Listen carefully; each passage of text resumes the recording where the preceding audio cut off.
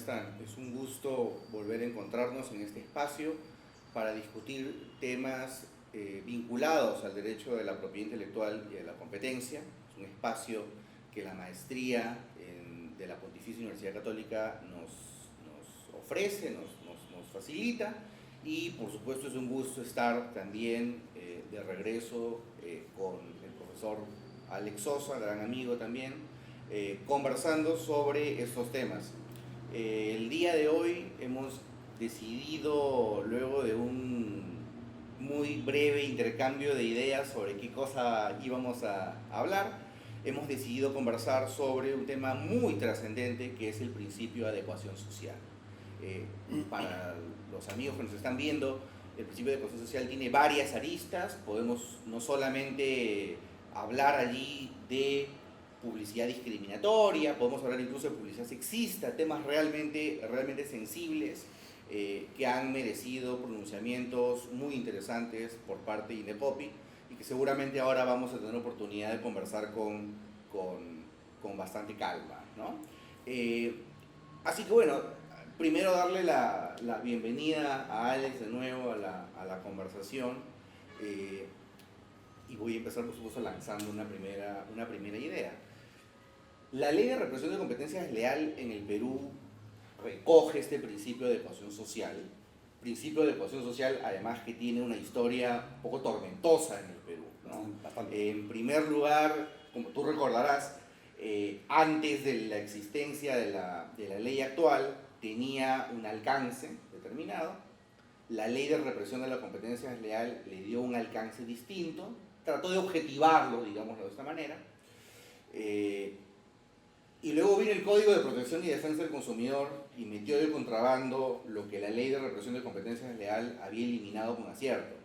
Y ahora hemos regresado a lo que había antes, pero desde el Código de Protección y Defensa del Consumidor, cuando se habla de esto de las conductas antisociales, ¿no? Que siempre tuvo algún tipo de problemática. Pero empecemos hablando de los temas que de pronto están más en boga. Por ejemplo, el año pasado, para que todos lo recuerden, el año pasado hubo un caso muy sonado que involucró a la empresa Falabella, ¿verdad? Este caso de las dos chicas que estaban en el cuarto y una hablaba de que la cama, que había olores, no sé si recuerdas el caso. Y la Comisión de Fiscalización de la Competencia Desleal de Indecopi emitió un pronunciamiento declarando que se había infringido el principio de adecuación social y multó a Falabella y multó también a la agencia de publicidad por este caso. Básicamente lo que dijo Indecopi, lo resumo en 5 palabras, básicamente Indecopi dijo que este anuncio publicitario que todos vimos y que fue bastante sonado y estuvo en memes y por todos lados, que inducía conductas discriminatorias, ¿no? Que era un anuncio publicitario inductor a la discriminación y que por eso violaba el principio de adecuación social. Cuéntanos, Alex, ¿qué opinas de eso? ¿Estás de acuerdo con lo que dijo Indecopi? Yo no estoy de acuerdo. Ya, o sea, de hecho la pregunta es súper interesante porque es un caso que se puede analizar desde muchos escenarios, ¿no? Pero creo que si hay un punto en el cual podemos coincidir ambos, es que el anuncio no nos gustó, ¿no? El anuncio me pareció, por lo menos a mí, de mal gusto. De pésimo gusto. O sea, no sé por dónde pasó ese anuncio, pero o sea, no sé quién puede pensar o quién pudo llegar a pensar que ese anuncio no podía generar un impacto negativo en el mercado. Para mí sí es publicidad discriminatoria, ojo, pero hay una cosa que debemos tener bastante clara, ¿no? Es algo completamente distinto de que la publicidad sea discriminatoria a que pueda inducir a una conducta discriminatoria, ¿no? Y nuestra ley es bien interesante sobre ese particular, ¿no? Porque, como bien señalas, había toda una historia frente a todo este principio de adecuación social, cuando estaba en el artículo 3 del decreto legislativo 691, cómo llegamos a esta norma, cómo se metió de contrabando en el artículo 13 del Código de Protección y Defensa del Consumidor, pero lo cierto es que, de hecho lo has notado, ¿no? En el decreto legislativo 1044, el tipo, ¿no? O sea, la forma como está redactado el principio de adecuación social es bastante distinto al resto de modalidades desleales que contiene la norma. Ujú. De hecho, el principio de educación social, ¿no? En el artículo 18, lo que establece es que se va a sancionar la publicidad que induzca ¿no? la realización, ¿no? De actos discriminatorios o ilegales, ¿no? No es todo tipo de acto que sea susceptible de inducir, ¿no? O sea, estamos hablando de que, como yo lo entiendo, Ujú. que para poder aplicar este artículo Ujú. hay que acreditar de que efectivamente se pudo realizar como efecto la inducción a la realización de esta conducta, o sea, la inducción a una conducta discriminatoria. Para que todos estemos claros, no es que el anuncio exhiba un comportamiento discriminatorio. Exacto. Es que el anuncio tiene que fomentar la reproducción de un acto discriminatorio en el mercado. Y tiene que presentarse. Exacto. O sea, el INDECOPI, o sea, la Comisión de Competencia Leal, para poder aplicar el principio de consenso social, debería acreditar que efectivamente ese fue el efecto Exacto. del anuncio. Exacto. Porque es un tipo distinto al resto de modalidades desleales. Que era un poco la razón por la que yo dije al principio discrepo de lo que dije Indecopy, y creo que estoy entendiendo que es lo mismo que estás diciendo tú. Porque podemos convenir con que el mensaje efectivamente era reprochable, ¿no? Pero de ahí a sostener que ese mensaje llamaba a las personas a que reproduzcan un comportamiento de ese tipo, es muy distinto. De hecho, si el tipo fuera que basta la exhibición de un comportamiento discriminatorio, o por ejemplo, la exhibición de un comportamiento ilegal, para que sea contrario a derecho, yo no podría hacer una campaña contra la discriminación o contra la violencia, por ejemplo, mostrando un acto violento, porque bastaría la exhibición. Exacto. O sea, una cosa es que yo exhiba un acto violento, exhiba un acto discriminatorio, exhiba un acto sexista, exhiba whatever, y otra que yo induzca a que esos comportamientos se reproduzcan, ¿verdad? Exacto. Y en la resolución, o sea, no vemos esto, ¿no? O sea, vemos que el análisis se concentra en decir, que es un buen análisis además, ¿no? Pero se concentra en decir, este anuncio sería susceptible de generar este tipo de conductas o generar este tipo de efectos, pero en realidad el tipo no te exige eso, o sea, la norma no te exige eso, ¿no? Entonces, pero bueno, dentro de todo, yo creo que igual no debemos dejar de reconocer la proactividad quizás del Indecopy, ¿no? O sea, que también puede ser confundido con un poquito de populismo, ¿no? Porque o sea, en realidad reventó en redes sociales e inmediatamente tomó cartas en el asunto la autoridad, ¿no? Claro. Sí, sería bueno que lo haga, es bastante bueno que sea muy proactivo, y eso es algo que no dejo reconocerlo. Pero que es una pregunta que queda un poquito... ¿Dirías que la decisión final es más mediática que legal? Yo creo que sí. O sea, finalmente creo que carece incluso un poco de tecnicismo, ¿no? O sea, carece de tecnicismo al no aplicar bien este artículo, ¿no? Reconozco sí la proactividad, pero creo que era una oportunidad perfecta además como para dejar bastante claro cómo se va a aplicar el principio de adecuación social. Y ojo, o sea, y también señalar si es que se metió de contrabando o no, ¿no? De nuevo la represión de publicidad que puede generar efectos antisociales, que es lo que está en el artículo 13, ¿no? Entonces, quizás era una bonita oportunidad para poder dibujar de forma técnica esta figura, ¿no? Quizás hasta pudo generarse algún tipo de precedente de docencia obligatoria o tratar de promoverlo, ¿no? Claro. Ahora, por otra parte, claro, Ahora, nadie lo apeló. Ahí quedó. Que me parece positivo también parte de Saga, ¿no? Es una especie de reconocimiento de sí, metí la pata, ¿no? Pero una pregunta que me queda, quizás dando bote, ¿no? Ya acá todo el ping-pong es, y podríamos preguntar a los que nos están escuchando, ¿no? A los que nos están viendo. ¿Tú llegaste a ver este anuncio en la tele? No. Yo a todas las personas que les pregunto, o sea, nadie lo llegó a ver. Yo no la pude ver. La vi recién cuando estaba colgada en YouTube, ¿no?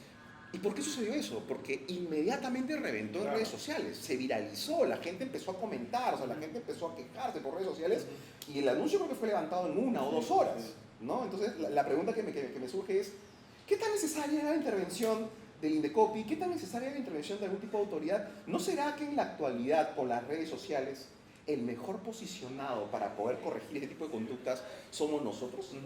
¿No? Y no solamente diría el mejor posicionado, realmente los llamados a votar con nuestros pies, ¿no? Cuando no nos parece un anuncio publicitario. Tú recordarás, ya no es no sé si en Indecopi hubo la controversia, pero en CONAR la hubo. Tú recordarás este caso de ladrillos Larlac, claro, ¿verdad? claro. Tenía estos llamativos anuncios en la carretera, digámoslo así, llamativos anuncios. Con frases muy ¿no? cuestionables. Con frases, ¿no? bastante incendiarias, ¿no? Y fue un caso en donde, más allá de que se planteó un caso ante CONAR, caso que además la comisión declaró improcedente, ¿no? Declaramos improcedente, porque creo que yo intervine en esa decisión. Yo me iba y tú llegas, ¿no? Una cosa así. Pero más allá de eso, digamos, de que no hubo sanción ni nada, fue un caso que esos anuncios desaparecieron del mercado porque hubo todo un tole-tole en redes y el poder de la gente habló. Es un poco lo que tú estás diciendo, ¿no? ¿Hasta qué punto, más allá de lo que diga la ley, la gente sabe, pues, cuando algo es de mal gusto, sabe cuando algo no genera... Es cierto también, y ahí viene mi repimpón, ¿no? Es cierto también que a veces la apreciación de la gente puede ser un poco... claro, no tiene por qué ser técnica, Claro. pero a veces es tan afectiva que nos conduce a soluciones que, vistas desde el punto de vista técnico, no tienen mucho sentido, ¿no? Se me viene a la mente estos problemas mediáticos con el tema de tal empresa es racista porque todas las muñequitas son blancas, ¿no? No sé, Hay una coincidencia, ¿no? Pero que me parece una reverenda tontería, ¿no? Es más, voy a decir una cosa, y voy a decir una cosa de frente recontra políticamente incorrecta.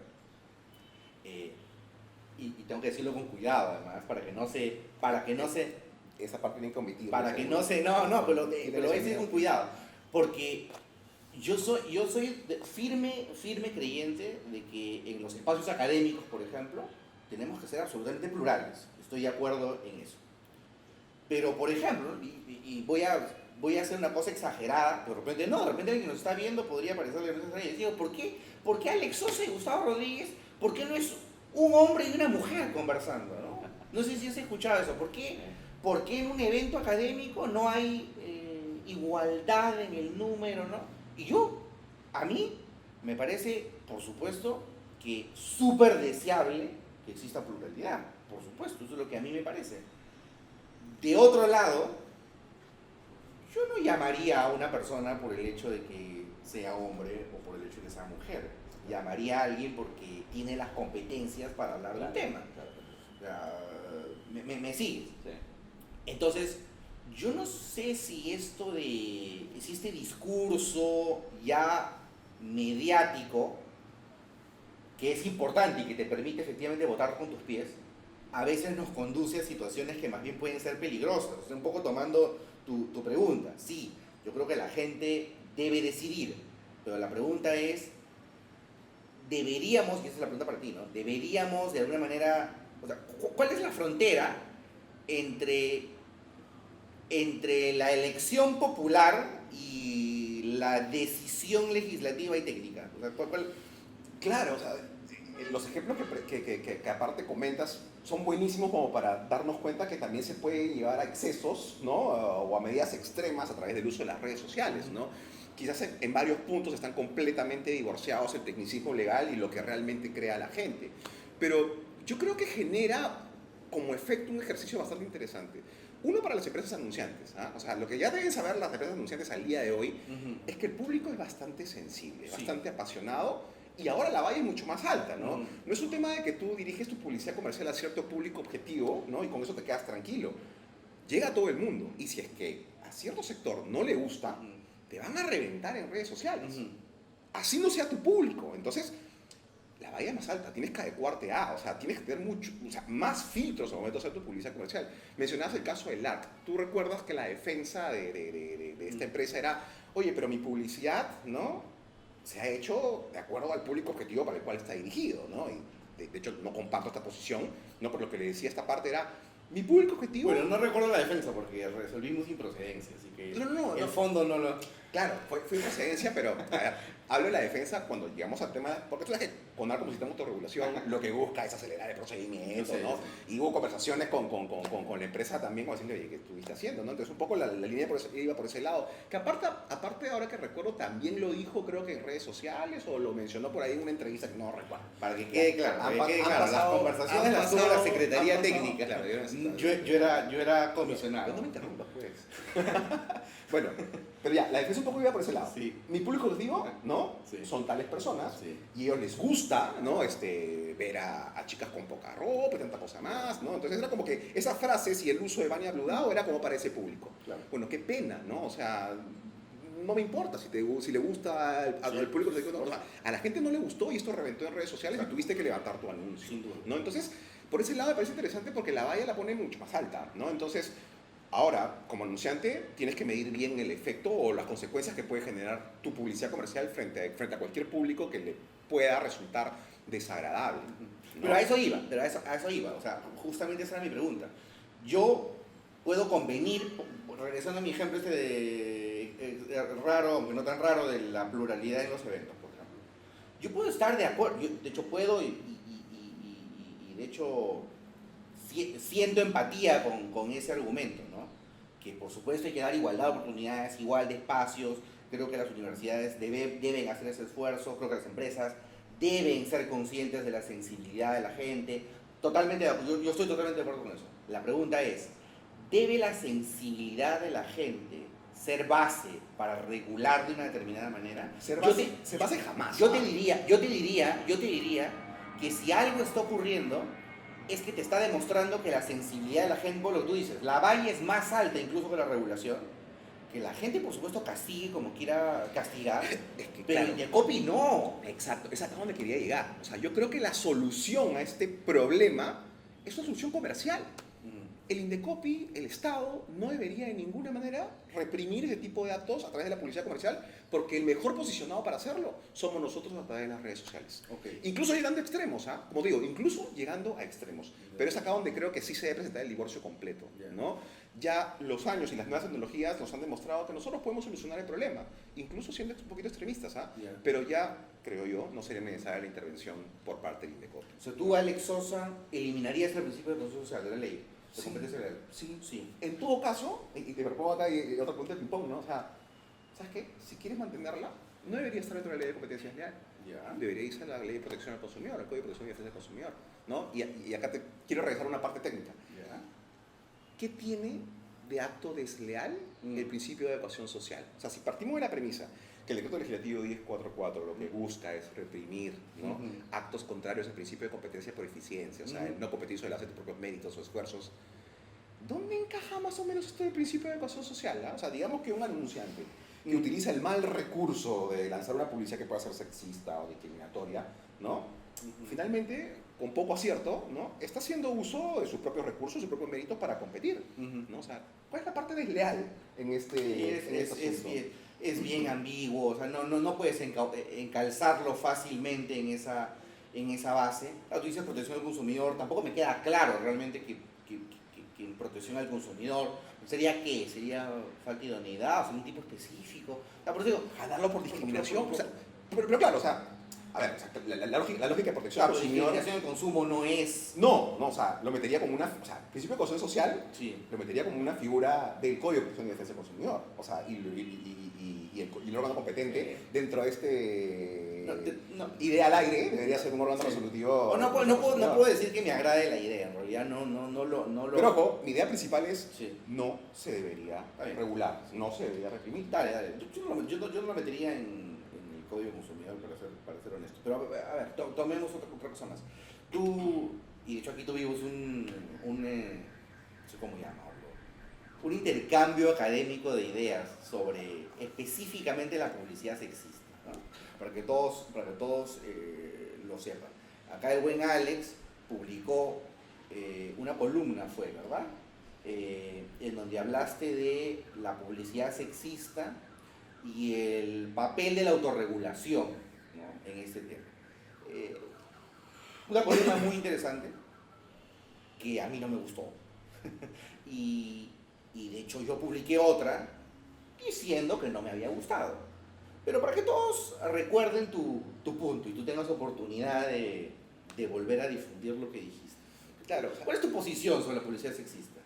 en líneas generales es un poco de lo que hemos estado hablando, ¿no? Creo que los dos coincidimos en que en realidad resulta medio innecesario, ¿no?, la participación o la intervención del Estado en este tipo de publicidad. Entonces lo que yo mencionaba era, oye, o sea, este es un problema, sí, es un problema real, pero el mejor posicionado para solucionar este problema o son las redes sociales a través de los consumidores o es la propia empresa tomando decisiones para ya no cometer esos actos o la autorregulación. O sea, la solución está fuera de la intervención estatal, ¿no? Y claro, me concentré en CONAR, me concentré en la autorregulación, porque yo lo que le exigía a CONAR era, oye, hazte notar, ¿no? O sea, este anuncio... ¿Le sigues exigiendo eso a CONAR? Sí y no. O sea, ¿has cambiado de opinión? O sea, por ejemplo, regresando al caso de Falabella, yo esperé un pronunciamiento por parte de CONAR.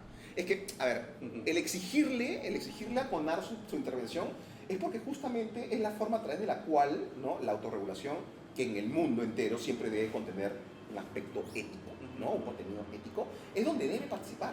O sea, es justamente un escenario ideal como para que la autorregulación, siendo una entidad privada, ¿no?, que se maneja con fondos completamente privados, imponga sus propias reglas, las propias reglas de la industria publicitaria, ¿no? Entonces, de alguna manera, guía a sus miembros, ¿no? Entonces, eso es lo que más o menos yo generaba o pretendía generar con esta columna, ¿no? Pero más allá de ello, ¿no?, finalmente es un tema también de responsabilidad de cada una de las empresas, ¿no?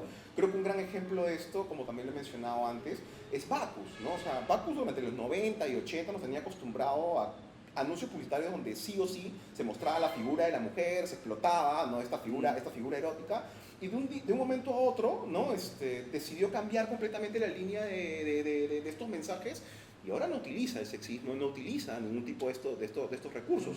Y no fue porque el Estado lo corrigió, no fue porque lo sancionó, no teníamos redes sociales en esa época, o sea, simplemente fue una decisión. Porque la empresa tuvo una política sana, una actitud, digamos, adecuada, de tratar de alinearse a estándares, ¿no?, éticos.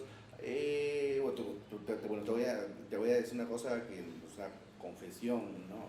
Primero que nada, debo decir, soy presidente de una de las comisiones en CONAR, y por supuesto lo que voy a decir a continuación no representa ni la opinión de CONAR, ni de los comisionados, ni del director, ni de su director, ni de su secretaría técnica, ni de nadie. Es una opinión muy, muy personal.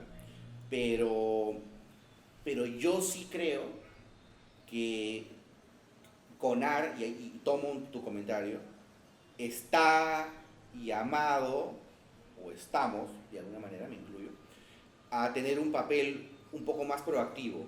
Probablemente no en términos de persecución, pero sí creo que deberíamos tener un papel mucho más activo en términos pedagógicos, ¿no? Precisamente en esto de tratar de formar una toma de conciencia corporativa respecto de algunos temas que claramente deberían ser, digamos, autorregulados, ¿no? Y bueno, creo que no cometo ninguna infidencia, creo. Cuando ocurrió ese episodio, el caso de Falabella, yo fui uno de los que dijo, o dije en todo caso, no sé si fui uno, no sé si hubo varios, pero yo dije que sí, que deberíamos hacer algo. Si hay una cosa que llama la atención, y lo digo de esta manera, es que no hay acciones de oficio en CONAR, ¿no? O sea, no se inician investigaciones de oficio. Claro, alguien podría decir, pero tú integras una comisión y tú te estás quejando de que ¿por qué diablos, no? Pero como tú sabes muy bien, tampoco tenemos esas facultades los comisionados. O sea, hay un tema hay un tema formal allí, ¿no? O sea, ni siquiera los comisionados, entiendo, somos competentes para iniciar la investigación de oficio. Con lo cual hay una cosa ahí bien extraña, ¿no? Que en todo caso es una invitación a la eventual revisión, no lo sé. Pero bueno, pero yo sí creo que CONAR tenía un papel importante en este tipo de casos. En general, yo creo que CONAR tiene un papel muy importante en todos los casos. No estoy tan seguro de que CONAR tenga que asumir, digamos, el papel fiscalizador de esto, pero sí concedo en que probablemente un papel pedagógico naturalmente deba ser asumido, ¿no? De hecho, teniendo a ti, o sea, y teniendo a vocales y comisionados pues, que son profesionales bastante reconocidos en el mercado, ¿no? O sea, sería importante hacer uso de ustedes para poder transmitir, o sea, estas reglas, esta información, o al menos poder contagiar este ánimo de portarnos bien en la publicidad comercial, ¿no? De ser un poquito más, más estratégicos o quizás utilizar recursos de marketing, ¿no? Que no sean tan pragmáticos como el mostrar la figura de un hombre o una mujer o simplemente recurrir a facilismos, ¿no? O a figuras de este tipo. Pero sí, creo que coincidimos en ese lado de no exigirle a CONAR una mayor participación, pero sí quizás debería tener un poco más de protagonismo sobre el particular, ¿no? Porque CONAR es una institución bastante técnica, o sea, de hecho muchas veces he llegado a creer que las resoluciones de CONAR, o sea, son mucho más técnicas que la autoridad, ¿no? Pero hasta por un punto estratégico te diría.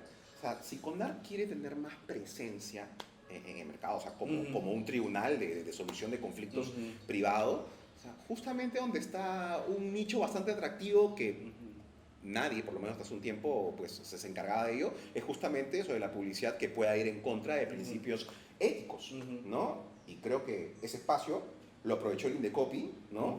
Sancionando a Sada Falabella, y es un espacio que hasta el día de hoy no aprovecha con nada. ¿Y qué opinas de esto? No solo sancionó a Saga, sancionó a la agencia de publicidad. ¿Qué opinas de eso? En general, ¿qué opinas de la persecución a las agencias de publicidad y en específico qué opinas de la sanción en ese caso? O sea, si es un anuncio, ojo, si es un anuncio que induce a la realización de conductas ilegales, ¿no? O discriminatorias. Claro, tú has dicho que no es el caso. Claro, que no es el caso, ¿no? Pero si se cumple tal cual, o sea, yo creo que sí hay una responsabilidad por parte de la agencia de publicidad, ¿no? O sea, ahora lo dice la propia norma, ¿no? O sea, sí debería existir, o sea, existe responsabilidad y sí debería existir una sanción de por medio, ¿no? Yeah. Entonces, y claro, ¿no? O sea, aparte, tú y yo conocemos empresas adentro, conocemos cómo se toman las decisiones también, y a mí lo que finalmente me termina llamando mucho la atención es, o sea, ¿qué pasó? ¿No? O sea, no hubo filtros en particular, nadie advirtió que esto podía generar un efecto negativo, ¿no? Y eso desde la agencia y también desde la empresa, ¿no? Entonces yo creo que por ese lado, bien sancionada, quizás, ¿no? No sé si tú mantendrías bien sancionada, hubiera sido, dices, si es que se hubiera cumplido, claro, está bien, claro. Ok, que no era el caso, que no era el caso. Ahora, un poco yendo a la discusión académica, ¿no? He leído un par de trabajos donde se discute este asunto del principio de consenso social y la verdad, claro, hay varias líneas de ataque, ¿no? Una tiene que ver con la falta de predictibilidad, o sea, adecuación social, antisocial, qué cosa es antisocial, quién define lo antisocial para quién, ¿no? Eso uno. Segundo, lo que tú decías, oye, en realidad eso es algo que lo valora el público, al final no es más que la expresión del principio de soberanía del consumidor, hay que dejar al consumidor decidir, si algo no le gusta no comprará y morirá figurativamente, ¿no? El anunciante por haber hecho un discurso que a la gente no le gusta. Y luego hay una serie de discusiones un tanto más filosóficas, ¿no? En torno a este asunto de la adecuación social y la publicidad y la dignidad de la persona. Y la pregunta que te voy a hacer es más general y es una pregunta como profesor de derecho publicitario que eres, ¿no? ¿Qué opinas tú del papel que debe jugar la publicidad, ya te hablo de la publicidad en general, ¿no? En la promoción de valores y digamos, el papel formativo, digamos, de la publicidad? ¿Qué opinas de esto? A ver, o sea, desde un punto de vista técnico-legal, o sea, en realidad deberíamos quedarnos con que el anuncio sea, pues, o pueda cumplir su finalidad, su objeto como publicidad comercial, que es persuadir o crear el efecto de persuasión en los receptores sobre el producto o la oferta que se viene promocionando, más los efectos positivos que siempre genera en el mercado el solo hecho de que se permita la publicidad comercial. La información, pues el tema de principal herramienta competitiva, ¿no? Genera que la competencia sea mucho más dinámica. Pero mi opinión sobre la función de la publicidad desde el punto de vista ético, yo creo que es una opinión que la traslado más dentro del mundo de la publicidad. Sí. Yo creo que su papel, o el papel de la publicidad, sí debería ser bastante importante en esto. ¿Por qué? Y no es una mentira lo que mucha gente dice de que la publicidad realmente es el reflejo de tu sociedad, ¿no? O sea, ¿cómo quieres conocer? O sea, si es un país que no conoces por primera vez y cómo quieres conocer a su gente, bueno, una de las recomendaciones es mira su publicidad comercial, ¿no? Te puede dar algunas señales o bastantes señales de qué es lo que realmente pasa en ese país, ¿no? Y si miramos de una forma no apasionada y completamente objetiva nuestra publicidad, en realidad tiene bastantes cositas como para investigar, ¿no? O sea, nuestra publicidad comercial, digamos, ¿no? Por ejemplo, publicidad de línea blanca, publicidad de productos alimenticios, publicidad de productos para el hogar, siempre vamos a ver a una mujer. Publicidad comercial de detergentes, sí o sí van a aparecer dos mujeres, ¿no? Lavando a mano todavía ropa con el uso de detergente. Entonces, ahí la pregunta que me nace es ¿por qué? ¿No? O sea, esa publicidad que refuerza estereotipos. Exacto. O sea, y termina eso es reforzando nefasto. estereotipos. Exacto. Productos... La mujer en la casa, el hombre en la oficina. Exacto. ¿No? Es una locura. Claro, no sé si la solución sea pues, que el Estado entre a regular de alguna forma. No creo que lo sea, evidentemente, claro. ¿no? Pero sí me parece que tiene gran responsabilidad. Está claro que no es un buen discurso. No, para nada, para nada. O sea, el solo hecho que tengamos publicidad de ese tipo, ¿no? Y que es la que más abunda en el país, ¿no? Pues nos deja bastante claro que no se está cumpliendo con este rol social, quizás, de promover este tipo de valores. Y no solamente eso, porque a veces se pierde de vista, eso es interesante. De hecho, una publicidad que refuerza estereotipos es una publicidad, en algún sentido, violenta también. O sea, también genera violencia o también exhibe violencia, ¿no?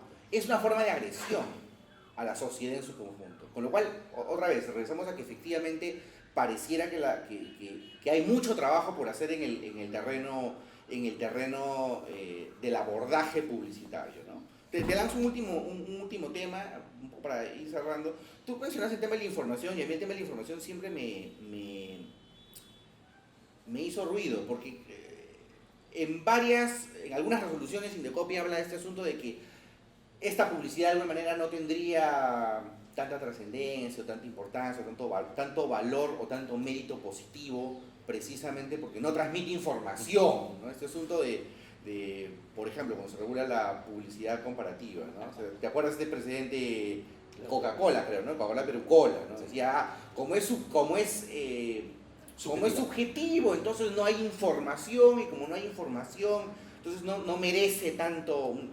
Es como decir la publicidad que no transmite información es una publicidad de segundo orden. Me parece una barbaridad conceptual, un error jurídico, me parece un esperpento jurisprudencial, me parece una porquería jurisprudencial. O sea, este precedente me parece una barbaridad. Pero quisiera hacer tu opinión sobre eso, pues te lanzo la mía para ver qué opinas. La publicidad es valiosa en sí misma. Exacto. Toda publicidad transmite información. Exacto. Toda.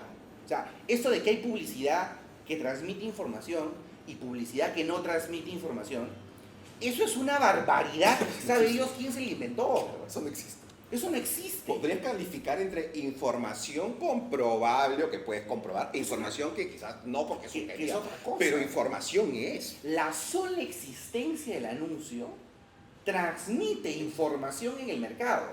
Eso es algo que tiene que entenderse al momento de abordarse los casos. Es imposible, es contradictorio. Es la palabra imposible. Imposible hablar de una publicidad que no transmite información. Eso es ignorancia.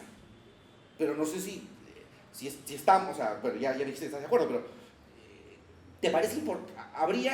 ¿Cuál sería el camino para ir puliendo mejor este concepto?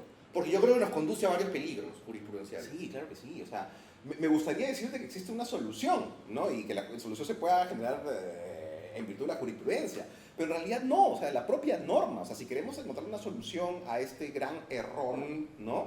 En realidad es modificar la norma. Sobre todo modificar este artículo 11 y 12, que es el de la publicidad de naturaleza alusiva, ¿no? Porque con el solo hecho de que te establezca una prohibición de uso de publicidad subjetiva en ese tipo de publicidad, te está malogrando todo, te está desnaturalizando lo que es la publicidad comercial en sí misma, ¿no? Entonces, en realidad deberíamos empezar ya, y no sería una mala idea, ¿no? O sea, ya han pasado más de 10 años, ¿no?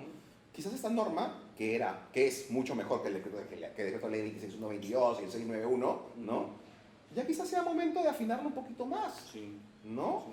Ya creo que en Indecopy, pues ya con 20 y tantos años de experiencia, hemos desarrollado criterios malos, buenos, interesantes, pero o sea, la riqueza técnica pues viene incrementándose cada vez más. Entonces, no, y Indecopy hay gente lucidísima, sí, claro, y una experiencia resolutiva extensa y amplísima, o sea, con conocimientos de insumos y capital humano hay como para hacer una mejora. Y tenemos data ya, o sea, ya sabemos que existen algunos artículos de la ley de competencia desleal que prácticamente no se aplican o no se han aplicado, o es imposible que se presenten en el mercado, claro, ¿no? Entonces, quizás eso nos ayudaría también a hacer algo a ir puliendo, ¿no? Bueno, y por supuesto las críticas siempre son, lo digo, y los términos son efectismo para el programa, ¿no? Pero siempre con el ánimo de proponer, ¿no? De plantear una crítica constructiva, esa es la idea.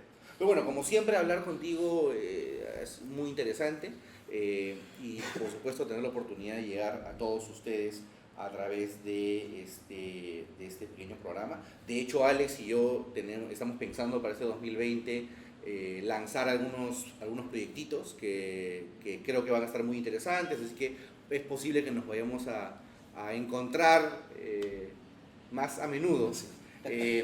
Pero bueno, no quisiera terminar el programa sin agradecerles, por supuesto, que lo vean, que lo sigan, agradecerle a la Universidad Católica el espacio y recordarles a todos los interesados que la maestría en Derecho de la Propiedad Intelectual y de la Competencia, en donde además Alex y yo somos docentes, está en pleno proceso de admisión, está aceptando ya inscripciones y postulantes, y ese proceso de admisión corre hasta el 5 de febrero, que ya es en unas cuantas semanas.